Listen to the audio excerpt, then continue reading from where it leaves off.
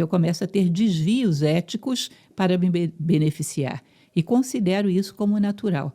Ou seja, essa concessão que nós temos de achar que se me beneficia vale a pena, os fins justificam os meios, é algo que a gente deveria procurar mudar.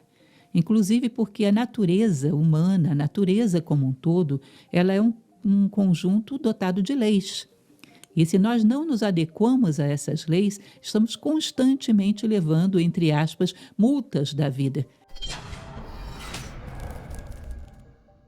Por que o imigrante sai do Brasil, vem para cá para prosperar? E a última coisa que ele pensa como é que eu digo, de forma prática é prosperar. Por exemplo, ele vem com o pensamento de prosperar, mas tudo que ele ganha aqui, ele gasta, e geralmente com ostentação. Uma resposta filosófica para isso teria que a gente ir um pouco mais fundo nesse comportamento. Eu acredito, como falávamos ainda há pouco em privado, que o brasileiro aqui está um pouco no limbo. Não pertence mais à sociedade brasileira da maneira que ele pertencia quando estava lá, mas também ainda não se integrou aqui. Porque ao se integrar num país, ele se sente seguro e não necessita mais da ostentação para mostrar ser alguma coisa. Ele se sente seguro no fato de que ele pertence, ele se sente fazendo parte de uma comunidade e aceito dessa forma. Não precisa muitas vezes estar mostrando uma aparência de algo que ele conquistou ou está correndo atrás de conquistar. E para isso eu acredito que era necessário que uma pessoa que viesse para os Estados Unidos estivesse preparada para a grande decisão, que é: eu vou lá não apenas para tirar proveitos pessoais, eu não vou lá apenas para poder adquirir um patrimônio, mas eu vou lá para me tornar um cidadão norte-americano. Porque isso daria a essa pessoa uma segurança muito grande. Vou te contar um pequeno episódio que ocorreu comigo no Brasil. Nós, em Nova Acrópole, levamos a escola para vários estados da federação, então eu saí de Brasília, onde moro, para morar em João Pessoa, na Paraíba, que era uma cidade que eu nem sequer conhecia, para levar Nova Acrópole para lá. E eu me recordo que eu sonhei um belo dia que eu estava indo diante da cidade e pedindo autorização à cidade, ao espírito da cidade, para levar a minha mensagem. E esse espírito da cidade pedia que, da mesma maneira que eu estava levando alguma coisa para ele, eu também levasse alguma coisa dele para mim. Isso foi um sonho, mas foi muito interessante. Quando eu cheguei em João Pessoa, eu procurei fazer exatamente isso. Entender a história, entender a culinária, entender os gostos, toda a idiosincrasia do local, como eles pensavam, como eles sentiam, e aceitar essas coisas como uma visão minha de mundo. Aceitar como um elemento que eu colocaria como elemental, fundamental na minha vida.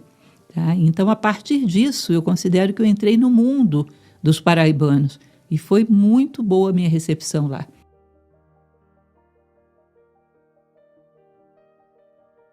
Fico imaginando se, ao invés do brasileiro chegar aqui para simplesmente fazer um patrimônio, ele chegasse para compor com uma sociedade chamada Estados Unidos da América. Ou seja, eu não vim apenas para tirar proveito, eu vim para dar proveito. Eu vim para somar. Eu quero que esse país dê certo, uma vez que eu faço parte dele e me beneficio dele, eu quero que ele dê certo, eu quero que ele cresça, eu quero que ele tenha prosperidade, que ele tenha sucesso. E, portanto, eu adquiro os valores dessa sociedade. Eu imagino uma pessoa que aqui percebe um estrangeiro chegando apenas para tirar proveitos pessoais daquilo que o país oferece, quanto isso deve parecer desconfortável. Porque pelo pouco tempo que eu estou nos Estados Unidos, eu percebo que as pessoas colocam bandeiras dos Estados Unidos na porta das suas casas. Elas são patriotas, elas querem muito que o país dê certo. Se nós não desejamos que o país dê certo, se nós não trabalhamos também para o todo e não apenas para o nosso proveito pessoal, seremos sempre células estranhas. É como se a gente imaginasse uma célula do nosso corpo que quisesse só o bem dela e não o bem do corpo. Isso seria, no mínimo, suicida, porque ela condenaria o corpo a uma doença e ela poderia adoecer junto.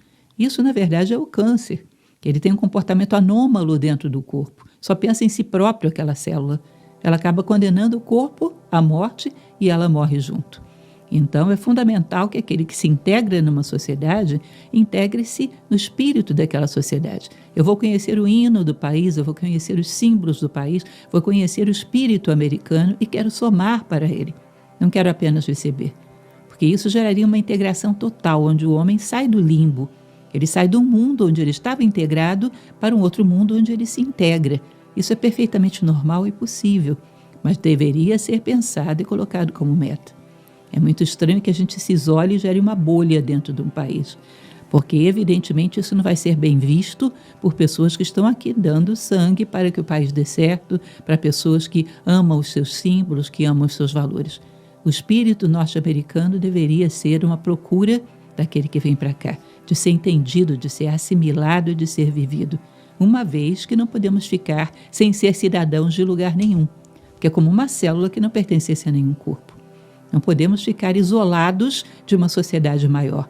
Como dizia Marco Aurélio, que é um grande filósofo estoico da antiguidade, ele dizia que o que é bom para a colmeia é bom para a abelha. Mas aquilo que é bom apenas para a abelha, nem sempre é bom para a colmeia. E nós não podemos estar isolados da colmeia. Nós temos que contribuir para ela. Temos que fazer parte, temos que integrar. Porque isso é saúde, é assim que funciona o nosso corpo, é assim que funciona a natureza. Até quando a gente pode relativizar? Será que existe a relativização do bem e do mal? Na verdade, do ponto de vista filosófico, é como se toda a humanidade estivesse subindo uma pirâmide. Cada um por uma face diferente, porque nenhum de nós é idêntico ao outro, mas no final todos nos encontrássemos num ápice comum, que é o ideal humano. O ideal humano, que é correspondermos àquilo que a natureza espera de nós, é o máximo de valores, virtudes e sabedoria que você possa imaginar num ser humano. E isso não é um para cada um, é um para toda a humanidade. Ou seja, para toda a humanidade existe um ideal de justiça, de fraternidade, de bondade. Isso não é relativo, isso é absoluto. Enquanto não chegarmos a alcançar esse ideal, não podemos relativizá-los. Então, essa relativização de tudo, ela, na verdade, escolhe, dentro de uma situação dual, ver só o polo que lhe interessa. O fato é que nós estamos para gerar bem, para gerar valores, para gerar bondade, para gerar amor, para gerar fraternidade. Não podemos ter uma relação pela metade. Tá bom, eu contribuo, faço o trabalho de chão de fábrica, mas eu faço porque isso é o espaço que eu encontrei para me inserir e ter um rendimento, ou eu faço porque eu quero que esse país tenha um chão de fábrica bem estabelecido. Ou eu faço porque eu quero que esse país tenha uma estrutura de base muito bem feita, com muita qualidade. Ou seja, eu coloco o meu coração naquilo que eu faço com a intenção de somar. Me recordo que uma vez vi uma entrevista de uma que também é uma imigrante brasileira, que é Gisele Bündchen, que ela falava uma coisa muito interessante. Perguntaram a ela por que ela fazia sucesso. E ela disse, eu acho que eu faço sucesso por uma coisa. Se você me pedir para limpar esse chão, ele vai ficar tão limpo que você pode comer nele. Because I wanted to do my best. If I choose to say yes to something, and if someone is putting their trust in me, I don't want to disappoint anybody. I'm just not that person. You know, I think I'm a person who strives to be the best that I can be. I think if I'm going to clean my apartment, you're going to be able to eat on the floor. Eu achei interessante essa colocação dela. Ou seja, eu venho, vou fazer um trabalho, mas ele vai ficar tão bem feito que realmente eu vou somar a esse país da forma como eu faço. Por quê? Porque eu coloco o meu coração naquilo que faço e dou o meu melhor. Aí realmente eu estou querendo somar. Muitas vezes a gente simplesmente quer, se inserir naquela posição, porque é a que se abre para nós, outras são cerradas a princípio, é a que se abre para nós, mas não dar o meu melhor e dar o meu coração porque eu quero que o país progrida. Esse espírito é muito importante que esteja por trás de tudo aquilo que a gente faz. Então seria esse jeitinho brasileiro uma distorção de caráter? Como é que a gente pode fazer para se curar desse mal que traz muita coisa negativa para a nossa vida como imigrante na América? Na verdade, a gente tem que analisar a questão do jeitinho brasileiro. Eu acho perfeitamente lícito que a gente encontre dentro da lei a melhor forma de fazer as coisas. Isso eu acho que é uma questão natural. Até a própria seleção natural funciona dessa maneira. Dentro daquilo que é lícito, dentro daquilo que é possível, eu vou buscar a melhor forma. A forma que flui melhor, a forma que me beneficia, tá ok. Agora, a partir do momento que eu começo a ter comportamentos, como você falou, de emprestar a carteirinha, aí eu já não estou mais dentro da margem da legalidade. Aí eu começo a ter desvios éticos para me beneficiar. E considero isso como natural. Ou seja, essa concessão que nós temos de achar que se me beneficia vale a pena, os fins justificam os meios, é algo que a gente deveria procurar mudar. inclusive porque a natureza humana, a natureza como um todo, ela é um conjunto dotado de leis. E se nós não nos adequamos a essas leis, estamos constantemente levando, entre aspas, multas da vida, que são as consequências, como dizem os indianos, as consequências kármicas daquilo que a gente faz. Nós estamos com várias dívidas de multas por ultrapassarmos as leis da natureza, por querermos nos dar bem sempre em tudo, por não pensarmos no prejuízo do outro lado, por estarmos sempre pensando o que me beneficia e não o que beneficia o maior conjunto possível de pessoas. Isso são leis da natureza, que se você infringe, não tem como escapar das consequências kármicas, das consequências, como diz o Kybalion, da lei da causalidade. Isso vai surgir danos da sua vida. Portanto, não é simplesmente nos Estados Unidos da América, em qualquer lugar do mundo onde eu esteja, no próprio Brasil onde eu estou, nós sofremos porque colocamos na nossa cabeça que qualquer lei existe para ser driblada. Estamos constantemente carregando nas nossas costas as multas de infringir a lei.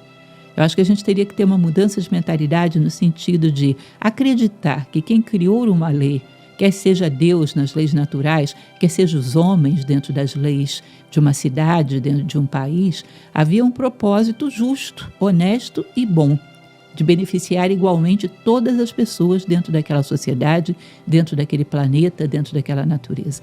Se eu confio que o universo é ordenado e que as leis não existem para me explorar, elas existem para me beneficiar de uma maneira que o meu benefício não cause prejuízo aos demais. E que eu não infrinja essa grande norma ética básica, fundamental, de consciência que é que nunca o meu bem dependa do mal do outro. Que nunca o meu lucro dependa do prejuízo do outro.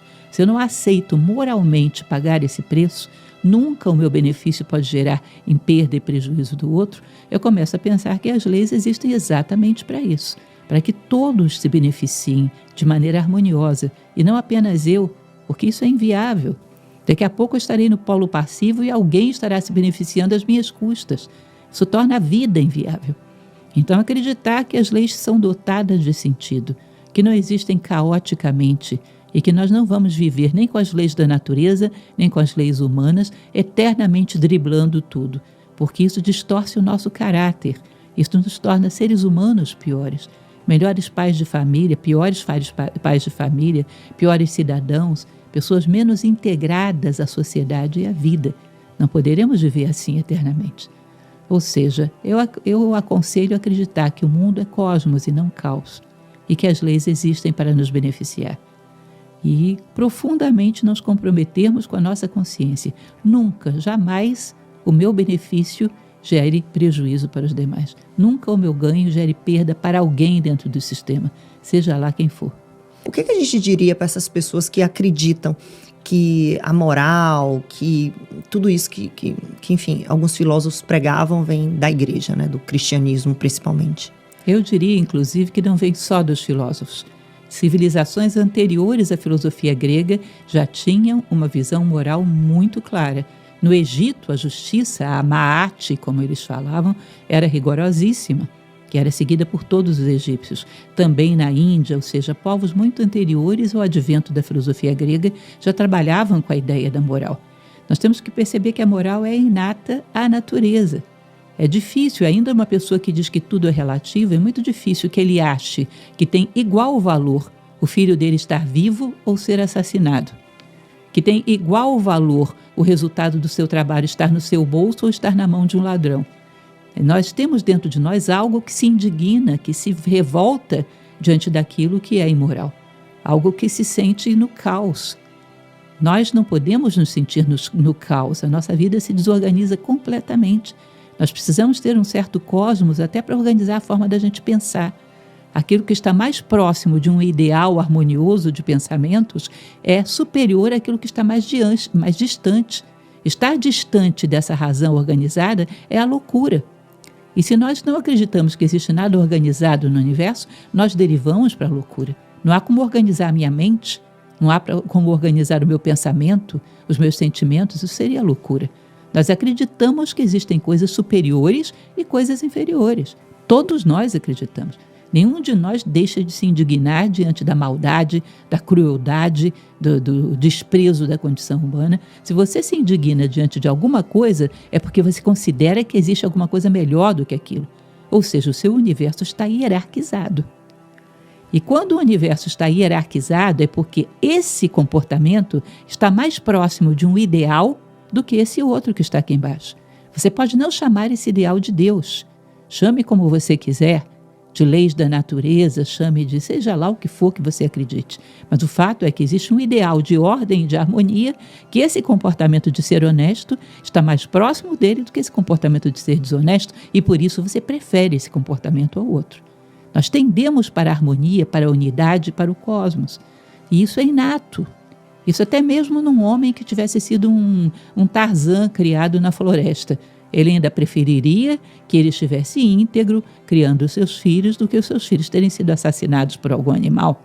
Ele ainda preferiria ter posse das suas coisas, dos seus alimentos, do que alguém vir e roubar tudo que ele tem. Ou seja, essa harmonia é necessária, inclusive, para a nossa lucidez, para a nossa sanidade mental. Agora, que as pessoas não acreditem que isso é porque Deus quis, não acreditem no Deus de uma determinada religião, abstraiam de denominações. Se existe um Deus, ele não se chama Deus, nem pertence a uma religião A, B ou C. Tá? É um padrão, um referencial de harmonia, de luminosidade, de ordem fora do comum.